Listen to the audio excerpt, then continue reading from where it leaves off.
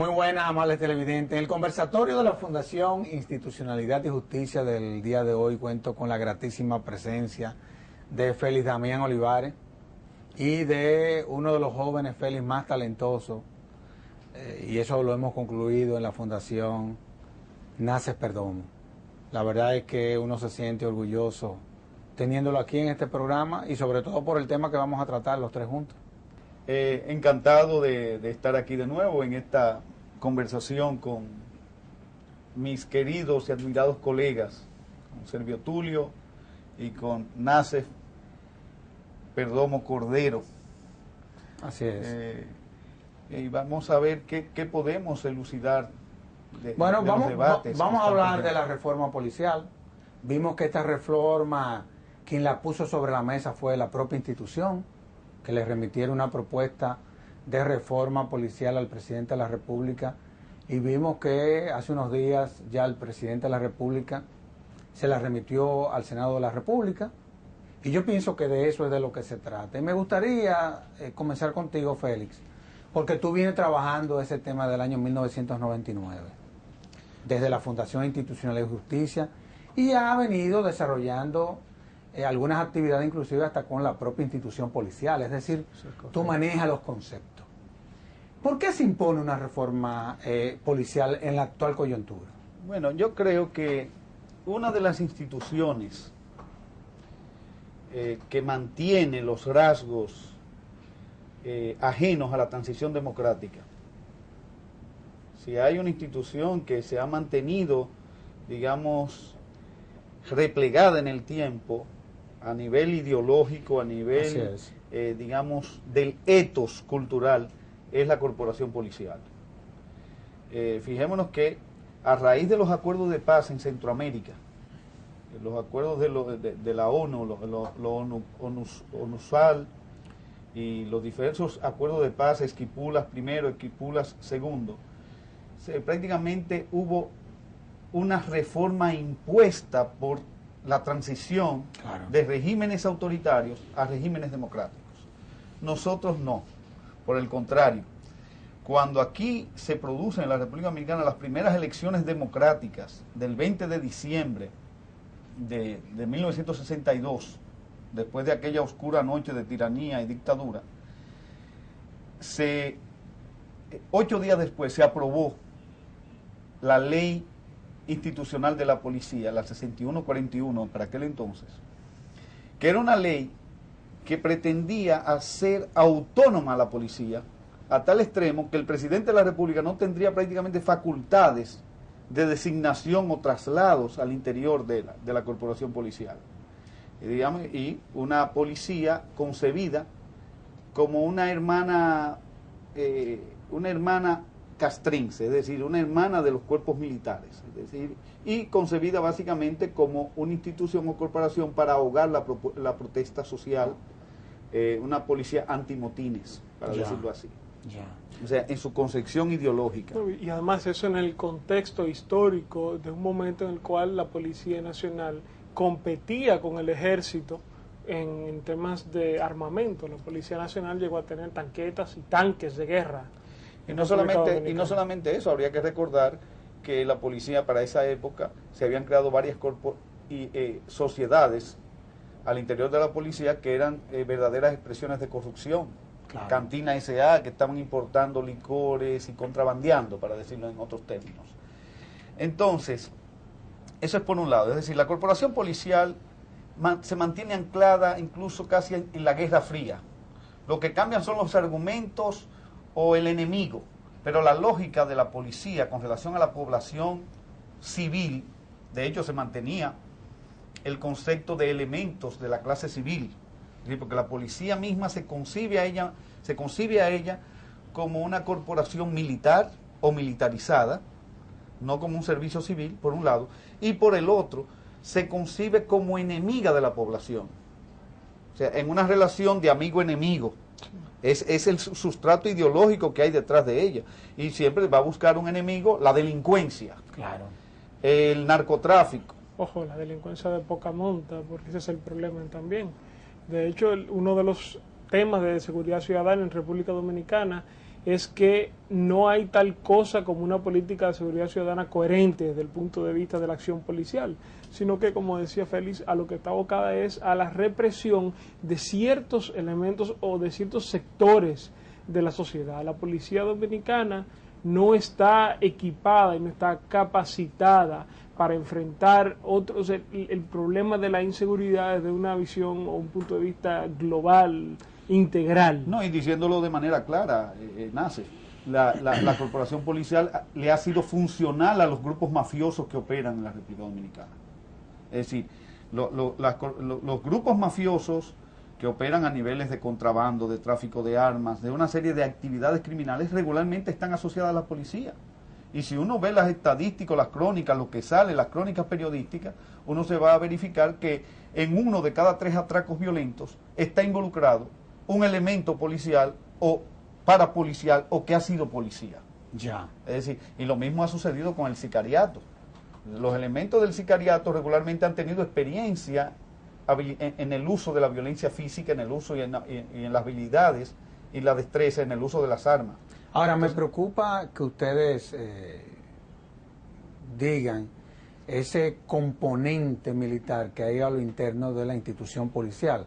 Te lo digo porque la verdad es que cuando tú analizas cuál debe de ser la visión de una policía, evidentemente que puede ser cualquier cosa, pero menos jamás la visión militarista, porque a fin de cuentas los policías están para proteger a la ciudadanía, no para proteger territorios, que es la visión militarista. Es decir, y ahora entiendo la razón por la cual muchas veces la sociedad ve como a la policía no como la institución que la protege, sino la que en determinadas circunstancias, bueno, es la primera que lo agrede. No, ¿es así? Eso es, no solamente eso, es decir, en las poblaciones, en las clases carenciadas, que digamos en los barrios, regularmente los jóvenes han tenido una experiencia con la policía y regularmente ha sido negativa, porque han sido arrestados en una redada, han sido víctimas de una extorsión. La relación que se da con la policía es una relación de odio, de temor, odio y temor, en lugar de admiración y respeto, claro. que era lo que tú señalabas. Y hay un tema, esa visión militarista de la que hablábamos, es una de las razones por las cuales nosotros tenemos una policía que está diseñado, que entiende su función como la de enfrentar y no de prevenir, que es sobre lo cual debería estar fundamentada una verdadera política de seguridad ciudadana. Porque lo importante en una sociedad democrática es evitar tener que llegar o evitar la violencia, no enfrentarla con más violencia además una vez esta se ha producido. Eso lo que ha creado en nuestro país es un círculo vicioso bastante peligroso, sobre todo porque entonces la ciudadanía se ha visto atrapada en un fuego cruzado donde ya no sabe quién le puede resultar más nocivo. No hay que olvidar que hace unos meses en República Dominicana hubo toda una campaña de reacción frente a varios incidentes que se produjeron de policías que mandaban a detener a alguien en un lugar oscuro sin identificación adecuada, y cuando esta persona no obedecía le disparaban sencillamente y hubo muertos por eso. Entonces es un problema desde la propia concepción de la Policía Nacional que le impide cumplir con esa función de seguridad ciudadana. Ahora, cuando uno ve o analiza los demás estados que conforman el mundo, tú has podido ver que en algunos de ellos no hay Fuerzas Armadas, pero todavía no conozco el primero que no tenga una Policía Nacional, es decir, que es una institución fundamental, sobre todo para los sistemas democráticos. Y necesaria. Es uno de los fines esenciales del Estado. Definitivamente que sí. Y de la propia sociedad también, porque a fin de cuentas el policía, o la lógica de la policía, es la de darle protección, la de prevenir que el ciudadano cometa finalmente lo que terminan persiguiendo los policías. Correcto. De eso es de lo que se trata ahora.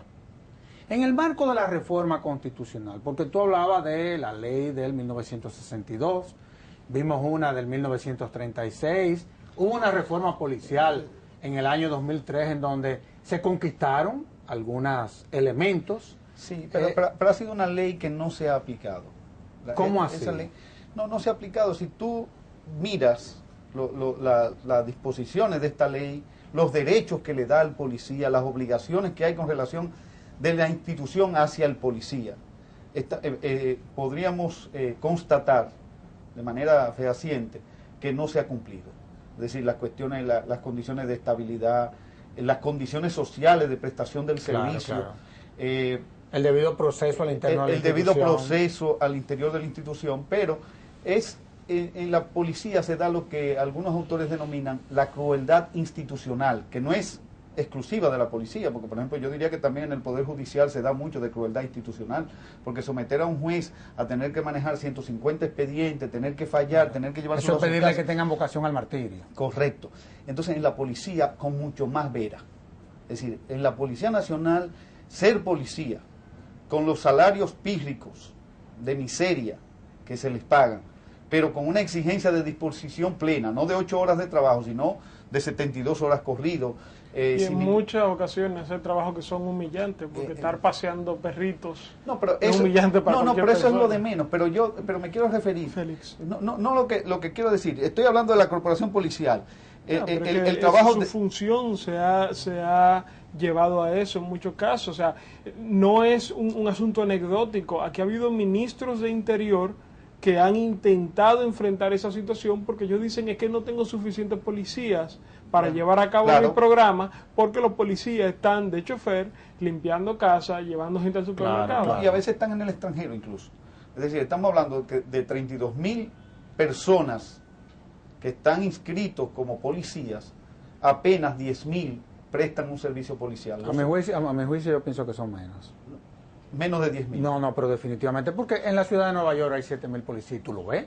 Y la ciudad de Nueva York es más grande que esto. Correcto. Por ejemplo, en la ciudad de Los Ángeles, que es 3 o 4 veces más grande que este país. Sí, 16 millones de habitantes. Tú te encuentras con que hay 9.000 policías. Correcto. O sea, y te estoy hablando de ciudades que sus policías le han brindado seguridad a esos ciudadanos de esas ciudades, en donde los niveles de credibilidad de esas instituciones son probablemente los más altos. Eso es correcto. Y no son tantos. De hecho, pero lo que te decía, son menos de 10.000. Digamos que son 8.000 o 9.000. Eso casi nunca se sabe, salvo que haya una convocatoria general, dónde están los policías. Claro. Eso es un primer elemento. Pero el elemento de la crueldad institucional es que los policías corren riesgos de ser criminalizados con mucha facilidad. Claro. Prestan servicios sin la debida seguridad. Tú ves que a cada rato matan policías de noche para quitarles las armas porque no tienen, digamos, la presencia policial, el respaldo, la cobertura, la capacidad de fuego, sino que tú a veces ves un policía en un motorcito, un C-70, andando por ahí desprotegido, va a llegar a su lugar a descansar y se aprovechan y lo matan y lo atracan. Prácticamente sin ningún tipo de protección y seguridad sociales. Eso es por un lado.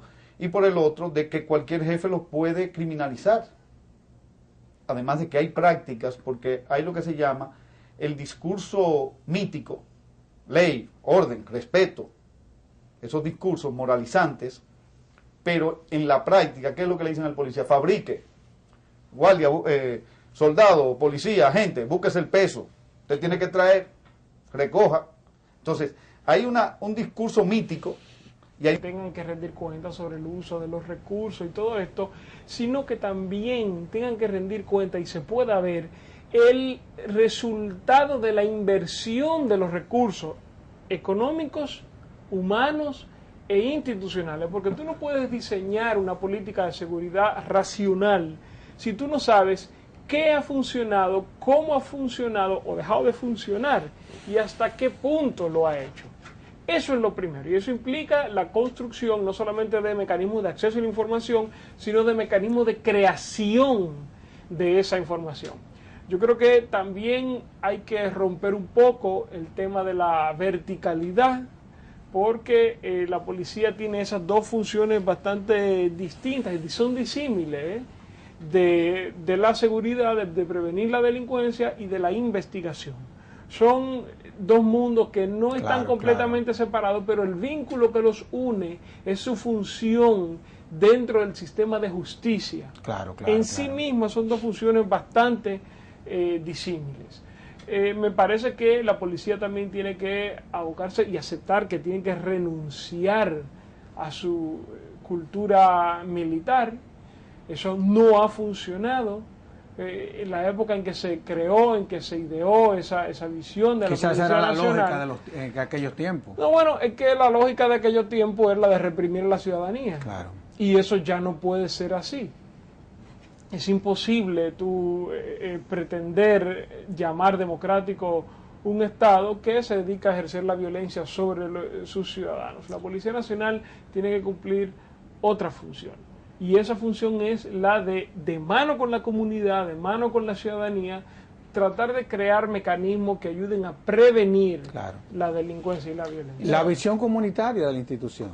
La visión comunitaria de la institución. En efecto, a eso quería apuntar. Y lo que decía, por ejemplo, la rendición de cuentas a la comunidad. Claro. Es decir, tú te vas a cualquier país medianamente organizado y los jefes policiales, los encargados, los comisionados de policía, el encargado de un precinto, tiene que rendir en rueda de prensa pública, no como ellas la hacen, sino frente a la comunidad, frente a los maestros, frente a la asociación de padres y amigos de la escuela, frente al párroco o al predicador de las diferentes denominaciones religiosas, frente a la comunidad. Tienen una reunión en donde dicen, bueno, se realizaron tantos arrestos, se previnieron tantos robos, mire, hay que arreglar las ventanas en tales lugares, hay que iluminar, y se adoptan políticas. Pero aquí, digamos, los programas de integración comunitaria, el programa policial, el Pico y otros programas, han sido más bien programas, en algunas áreas ha funcionado, en la DNCD ha funcionado, en la Loma del Chivo ha funcionado, y es de admirar ese trabajo, y ojalá ese trabajo se reprodujera. Pero tiene que ser un trabajo más de rendición de cuentas a la comunidad, claro, y de mayor proximidad. Y eso no puede verse, que claro, eso es lógico dentro de una estructura militar, pero eso no puede verse como una debilidad o como que se está propiciando la dilución de la Policía Nacional. Claro no, en todo lo contrario, por una razón muy sencilla. Para poder ser eficiente o eficaz, la Policía Nacional necesita del apoyo y la participación, la colaboración de las comunidades. Y tú no puedes lograr esa colaboración si tú no estableces relaciones abiertas, francas y horizontales entre la policía y los miembros de la comunidad. Eso es importante, tú lo apuntas, porque por ejemplo yo conozco Juan Tomás Taveras Rodríguez cuando estuvo en Monteplata. Lo hizo. Hizo un gran trabajo. Hizo un gran trabajo allí. El general Brown, que tiene una visión comunitaria de la institución. Este muchacho Burgos también, que trabajaba con las naciones, con las pandillas y todo este tema. Y de otro lado, yo conozco, por ejemplo, a Aurelino Montero Martínez, egresado de la primera promoción de la policía, número 1 en esa promoción. Yo llegué a ver trabajos de él en lo que le llaman el Cerro de Papatín, en Bellavista, en Santiago, como él con una Biblia y de mano del cura de la comunidad y de todo, logró, trabajando en la DNCD, logró identificar a los elementos perturbadores y producir su arresto. Y entonces después tú podías entrar a esa comunidad sin mayor sobresalto. O sea, entonces, ¿cómo decir? Eso que dice Nace, eso en lugar de debilitar a la policía, la hace más fuerte. Porque ¿qué es lo que sucede en la práctica, Servio Tulio y Nace? Que con el que el policía tiene contacto, en términos concretos, es con el malviviente, porque el maestro de escuela no va a la policía, al destacamento policial. A buscar un problema. El líder comunitario no va. Ahora, el pandillero, el proxeneta, el que opera un lugar, un burdel, esos sí tienen contacto con los policías, porque eso pagan y cotizan, pagan sus peajes. Entonces, todo ese entramado. Bueno, una cosa que yo quisiera agregar como un elemento debe ser necesario, desarticulado. Como un elemento necesario de la reforma es la creación de una verdadera carrera dentro de la Policía Nacional. Y eso no implica solamente la creación de un escalafón o de una organización interna, de criterios para el avance, implica que la gente pueda ir a la policía a hacer carrera y al mismo tiempo llevar una vida digna. Porque uno de los problemas más terribles de la Policía Nacional es que esos salarios ni siquiera llegan al nivel de salario de miseria. Entonces, tú no puedes pedirle a una persona que haga uno de los trabajos más complejos y más peligrosos en una sociedad democrática y pagarle algo que no le da ni para morirse de hambre. Eso no es posible. Y ninguna reforma, ningún intento de hacer de la policía una institución moderna va a funcionar en la medida en que los policías, sobre todo los policías de la base, por decirlo de alguna manera, porque a los altos oficiales ese problema lo tienen resuelto, pero pero por vías informales. Claro, pero eso te iba a decir, tú no puedes pedir que la policía funcione cuando la policía tiene que completar. Eso no es posible. Ahora, cuando tú analizas, y a mí me gusta tener una visión del sistema en esto, honestamente hablando, y no quiero cambiar esa visión. Cuando tú te vas al Poder Judicial, ya hay un consejo del Poder Judicial, el propio Ministerio Público tiene su Consejo Superior del Ministerio Público. La misma Defensa Pública tiene un consejo, Consejo Nacional de la Defensa. Ya el sistema penitenciario trabaja sobre la base de un consejo también. Y vemos que hay un consejo también superior policial.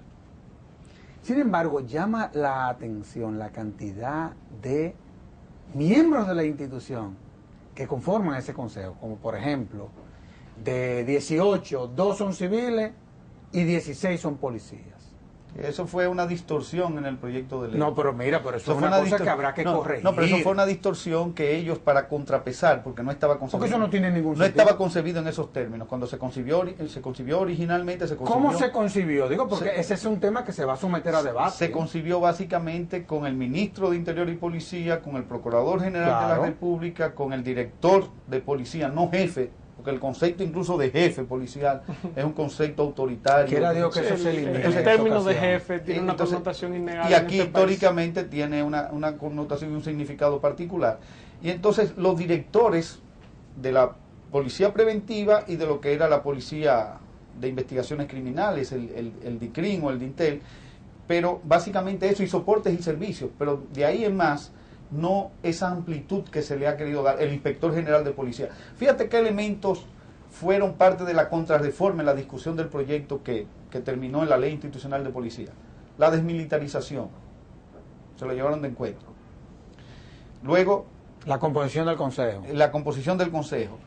Luego, la falta de independencia del inspector general de la policía, porque se quería formar un inspector que fuera un verdadero cuerpo de contrapeso, y que fuera la policía de la policía. Claro, como existen todas las policías. Y que hubiera unidades antimafias que hoy nos hubieran evitado estos casos que hemos tenido de infiltraciones del narcotráfico, del crimen organizado, como sucedió en Bonao, como sucedió en Puerto Plata. Y la misma institución lo reconoció. Y como ha sucedido en todas partes. Entonces, eso fue lo que se llevó. O sea, y quiero señalar de manera responsable que los legisladores se dejaron, digamos, derrotar, se dejaron galantear y, si se quiere, presionar por aquella comisión de 31 generales retirados de la policía que empezaron a presionar para la contrarreforma. Y se formaron diferentes comisiones, la última presidida por Víctor Méndez, que incluso en una reunión llegó a decir, vamos a hacer los cambios antes de que lleguen la gente de la sociedad civil. Sí, lo dijo así, claramente. Pero él no nos conocía porque ya nosotros estábamos ahí. Estábamos en la reunión, yo recuerdo. Entonces, ese tema, digamos, los políticos tienen que ser más responsables y tienen que definir cuál es la policía en la sociedad democrática, en el Estado social y democrático de derecho del siglo XXI.